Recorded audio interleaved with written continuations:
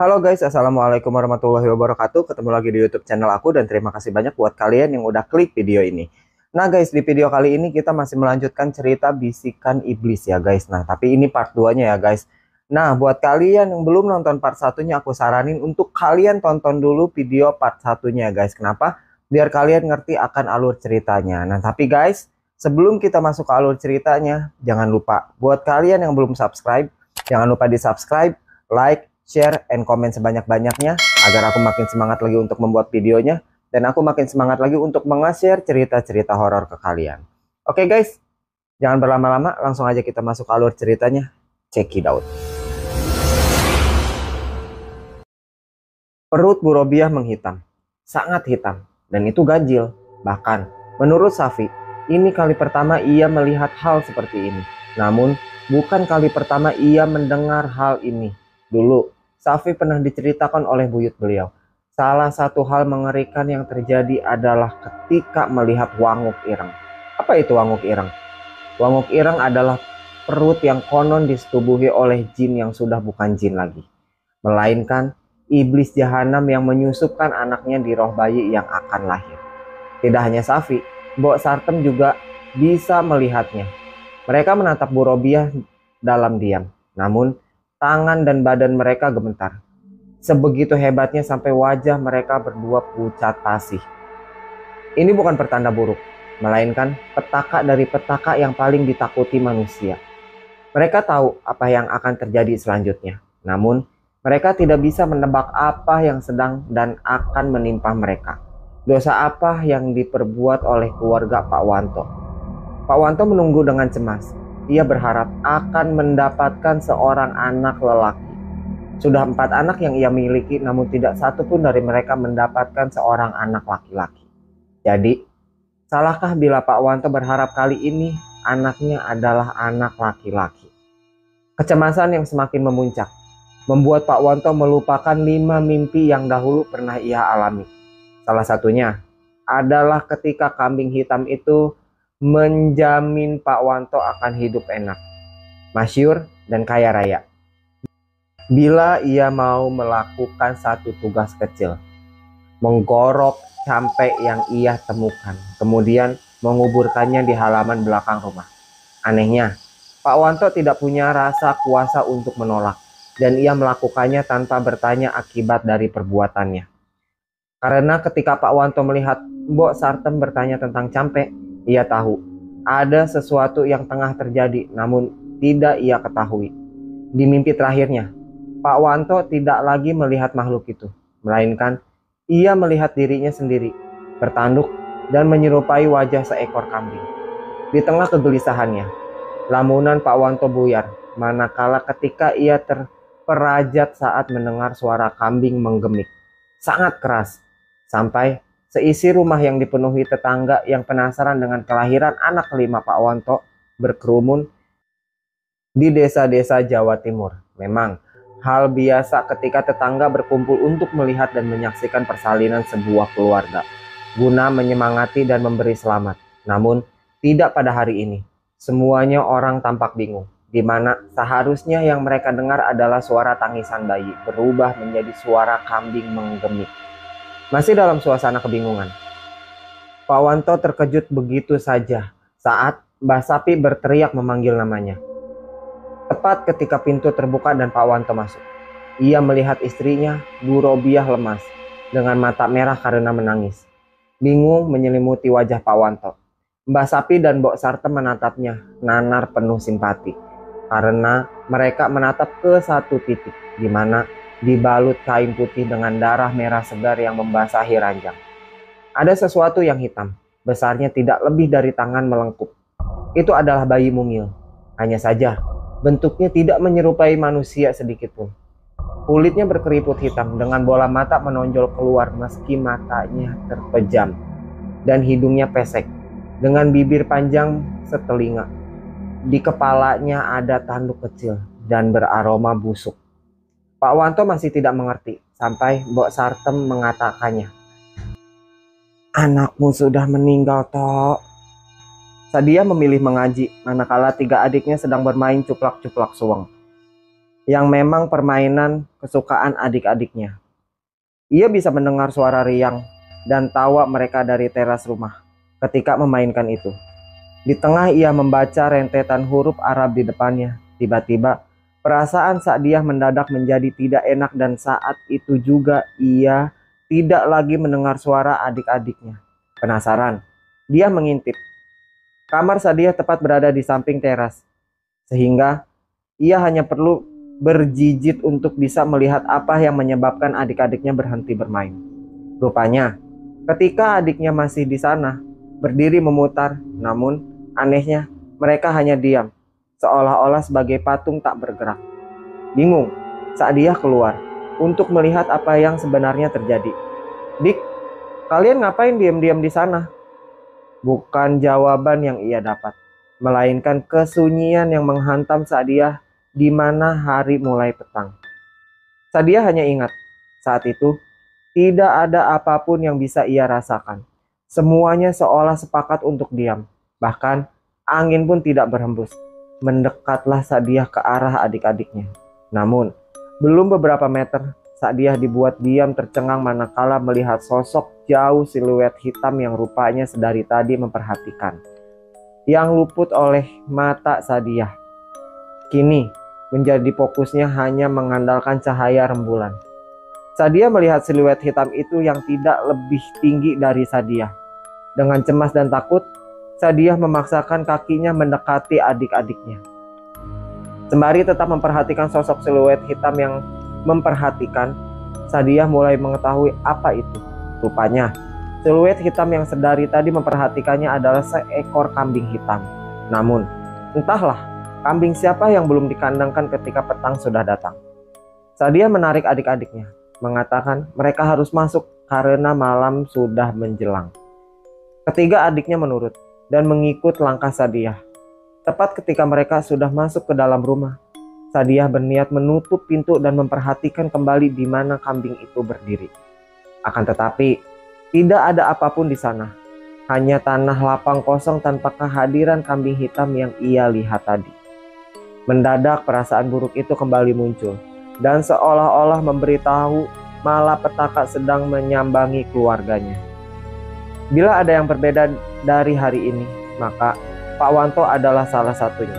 Semenjak kematian jabang bayi yang ia damba-dambakan, yang kabarnya berkelamin laki-laki itu meninggal, Pak Wanto kini menjadi pribadi yang tertutup. Bahkan, ia sudah lupa cara menyapa tetangga.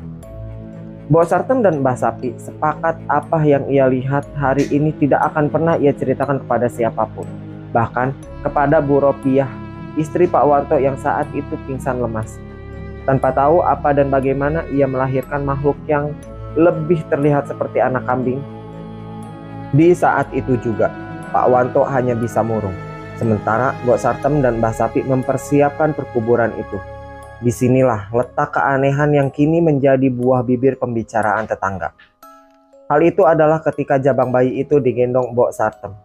Kain yang digunakan kain hitam. Banyak warga yang kebingungan dan bertanya-tanya dalam hati mereka. Kenapa kain yang digunakan untuk penguburan bayi ini berwarna hitam legam? Bukan putih, bersih seperti mayit yang lain. Kejadian yang sebenarnya terjadi adalah ketika bayi itu dikafani oleh Mbak Safi. Tidak ada yang lebih tersentak dan kaget karena saat kain putih dibalut pada tubuh kecil jabang bayi, tiba-tiba kain itu menghitam seolah-olah ada hal-hal di luar nalar yang sedang bermain di sini. Tak henti-hentinya Mbah Sapi istighfar, sembari gemetar. Ia memberanikan diri menggendongnya dan memberikannya kepada Mbah Sartem. Pak Wanto lebih banyak diam, bahkan ketika si bayi sudah dikuburkan, ia masih diam, seakan-akan ia tahu. Apakah ada hubungannya dengan campai itu? Malam harinya, Pak Wanto kembali bermimpi untuk kesekian kalinya. Namun, di mimpinya yang ini, Pak Wanto terjebak di sebuah tempat lapang yang diselimuti kegelapan total. Tidak ada apapun di sana, sampai terdengar suara menggemik. Maka, ditataplah seekor kambing di hadapannya. Di hadapan kambing itu ada jabang bayi kecil. Kulitnya masih kemerahan dan Pak Wanto menatapnya bingung. "Ini anakmu," kata kambing itu. Dengan perasaan gugup, Pak Wanto mengangkat tubuh kecil itu. Suara tangis mengoek dari jabang bayi, membuat Pak Wanto luluh. Lalu, perlahan, jabang bayi kecil itu mulai berubah. Kulitnya yang kemerahan menjadi hitam dengan bola mata menggelembung. Bibirnya yang kecil mungil membengkak sampai mewujudkan diri bahwa jabang bayi itu adalah campe yang ia gorok tempo hari. Tidak, tidak, teriak Pak Wanto, menepis bahwa jabang bayi itu bukanlah anaknya. Woi manusia, apa kamu tahu siapa yang sudah mencabut ajal anakmu? Pak Wanto bingung. Kambing itu terus berbicara dengan suara menggelegar. Tunggu besok. Bila ada yang meninggal itu adalah pembalasanku untuk mendiang anakmu, kata si kambing tersebut. Keesokan paginya, Pak Wanto bekerja seperti biasanya. Meski hari-harinya jauh lebih kelabu dibandingkan hari kemarin. Ketika Pak Wanto sedang membabat rumput di lahan yang ia garap, terdengar seorang mendekatinya, sembari berujar dengan nada terponggok-ponggok. Pak Wanto, mohon maaf, Bapak sudah dengar. Dengar apa? Mbok Sartem, tetangga sampean baru saja meninggal. Kaget, Pak Wanto teringat dengan kambing di dalam mimpinya. Hingga Pak Wanto berujar, karma. Desas-desus tersebar. Kabarnya, meninggalnya Mbok Sartem ganjil. Selain itu, mayitnya juga tidak kalah membuat orang geleng-geleng kepala. Salah satunya, Mbok Sartem meninggal dengan bau seperti kambing lebus. Tidak hanya itu, sebelum meninggal, Mbok Sartem kabarnya berteriak-teriak, memaki dan mengamuk, seolah-olah dia sedang berbicara dengan sesuatu. Di akhir kalimatnya selalu satu kalimat yang terucap terus-menerus, yaitu iblis. Namun, yang paling mengerikan, Mbok Sartem meninggal dengan memuntahkan darah yang berwarna hitam kemerahan, menyerupai janin. Banyak orang mulai menyebar rumor, mulai dari santet hingga sangkut paut dari perbuatan demit atau setan. Namun, Mbah Sapilah yang tahu apa yang terjadi. Hari itu juga, di pemakaman Mbok Sartem, Mbah Safi tampak sedang mencari seseorang. Namun, ia tak kunjung ditemukan di sana. Sampai di sudut matanya akhirnya ia melihatnya, Pak Wanto, berdiri jauh dari kuburan Mbok Sartem yang baru saja dikuburkan, mengamatinya dengan bibir tersungging. Sebuah senyuman yang tidak sepantasnya terlihat dari seorang tetangga. Sudah lebih dari 5 hari, Pak Wanto tidak pulang. Kalaupun pulang hanya untuk mengganti baju kemudian keluar lagi. Meskipun Pak Wanto masih memberi nafkah berupa uang yang cukup banyak. Namun, Bu Robiah bingung. Dari mana uang itu? Bila Pak Wanto sudah tidak bekerja lagi garap sawah, tidak hanya Bu Robiah. Namun, tetangga di kanan kiri juga bingung. Pernah mereka tanpa sengaja melihat Pak Wanto berjalan. Anehnya, ketika disapa, Pak Wanto seperti tidak mau dengar dan melanjutkan perjalanan seolah-olah ia sengaja tidak menggubris niat baik tetangganya. Puncak keanehan yang disaksikan warga adalah Pak Wanto selalu berjalan dengan pose menggendong anak kecil. Seolah-olah di tangannya ia sedang menggendong entah apa itu. Warga mulai curiga Pak Wanto sudah gila. Meski begitu, tidak ada yang berani menegur atau sekedar bertanya apa yang terjadi pada Pak Wanto.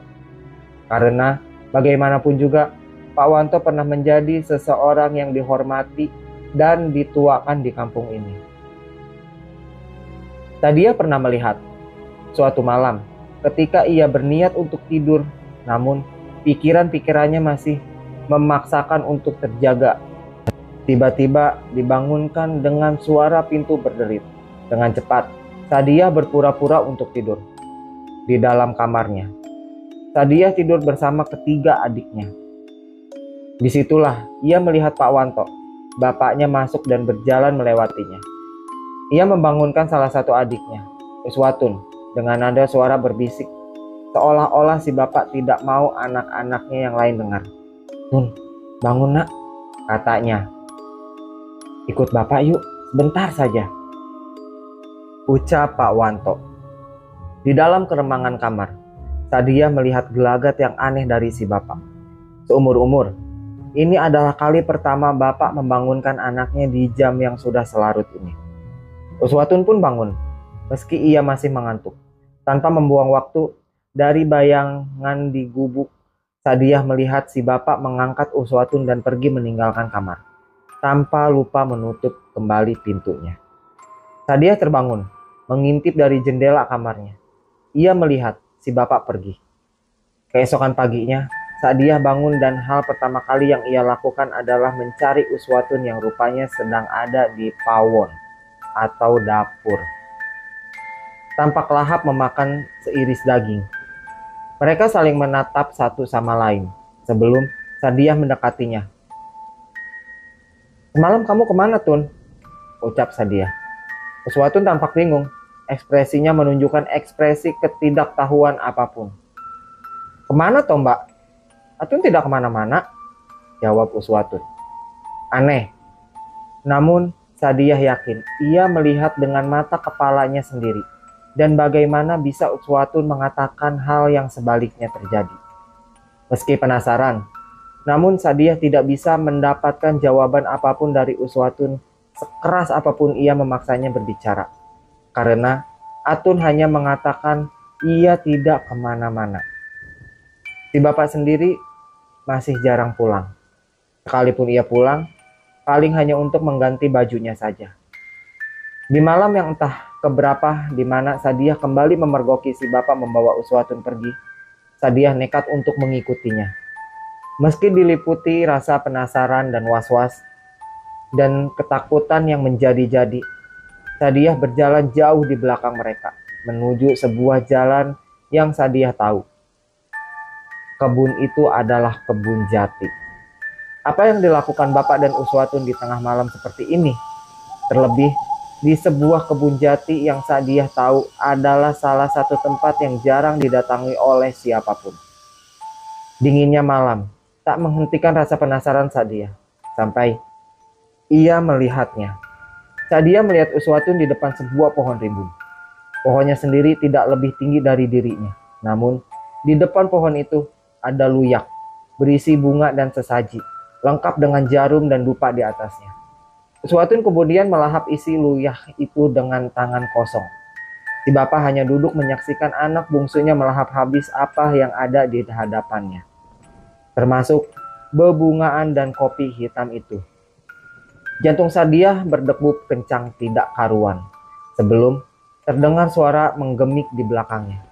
Sadia terdiam, kaku, lalu jatuh pingsan. Sadia terbangun dengan kondisi demam tinggi. Namun, ia masih mengingat jelas apa yang ia lihat. Pak Wanto duduk di sampingnya, menatapnya dingin. Namun, tak sepatah kata pun keluar dari mulutnya. Apakah ini cara bapak membungkam mulut Sadia, agar tidak menceritakan pada siapapun? Berbeda dengan bapak yang lebih banyak diam, Uswatun tampak sedang bermain dengan dua kakaknya, Yuni dan Rina. Seperti biasanya, seperti tidak ada yang telah terjadi kepadanya.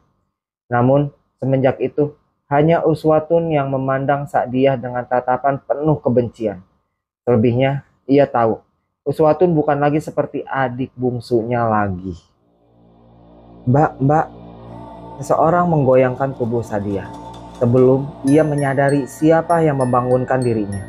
Ia melihat Rina, wajahnya panik. "Opo, Rin?" tanya dia ikut panik. "Atun gak ada di tempatnya, Mbak." Dia melirik tempat di mana Atun biasanya tidur. Ternyata benar, kosong. Sempat terdiam beberapa saat, karena entah bagaimana menjelaskan kepada Rina, dia tahu di mana Atun berada. Masalahnya, sejak kejadian itu, dia tahu dirinya seperti selalu diawasi, entah oleh siapa. Namun, perasaan itu membuatnya terus khawatir. Dengan berusaha tetap tenang, meski ketakutan meliputi perasaan dia beranjak dari tempat tidurnya, melangkah keluar kamar. Ia hanya mengatakan, mungkin Atun ada di kamar orang tuanya, karena ini bukan kali pertama si bungsu pergi dan pindah ke kamar orang tuanya. Dia menutup pintu kamarnya, yang terbuat dari triplek tipis, karena Memang keluarganya bukanlah keluarga yang digelimangi harta. Sempat ragu, namun dia membulatkan tekad. Sebelum ia mendengar suara Atun, ia sedang mendendangkan sebuah nada permainan kesukaannya. Cuplak cuplak suweng, suweng ngeting geleter, bambu keduhung gutel, pak gempol lare-lare. Suaranya terdengar dari halaman belakang rumah. Saat dia berjalan mendekatinya, ia yakin itu adalah suara Atun. Tetapi Atun tidak sendirian. Ia mendengar ada 2 atau 3 suara lain yang menyanyikannya bersama-sama. Yang jadi pertanyaannya adalah, untuk apa Atun bermain cuplak-cuplak suweng tengah malam seperti ini? Berusaha mengintip saat dia mendekati gubuk rumahnya yang terbuat dari bambu di sela-sela lubang. Ia mendekatkan wajahnya, melihat dengan sesama. Namun, tepat ketika Sadiah melihat figur Atun yang tengah duduk bersila, nyanyian mereka terhenti, berganti menjadi kesunyian. Kesunyian itu membuat suasana saat itu menjadi begitu mencekam, seolah-olah mereka tahu seseorang sedang mengamatinya. Di tengah pemikirannya tentang mereka, Sadiah melihat Atun. Kepalanya menoleh tepat di mana Sadiah berdiri menatapnya. Jantung Sadiah rasanya seperti mau copot. Nah oke guys, jadi segitu dulu untuk cerita di video kali ini. Nah semoga kalian suka dengan cerita dan videonya. Nah tapi jangan lupa buat kalian yang suka dengan cerita dan videonya, jangan lupa di like, subscribe, share, and komen sebanyak-banyaknya agar aku makin semangat lagi untuk membuat videonya dan aku makin semangat lagi untuk nge-share cerita-cerita horor ke kalian.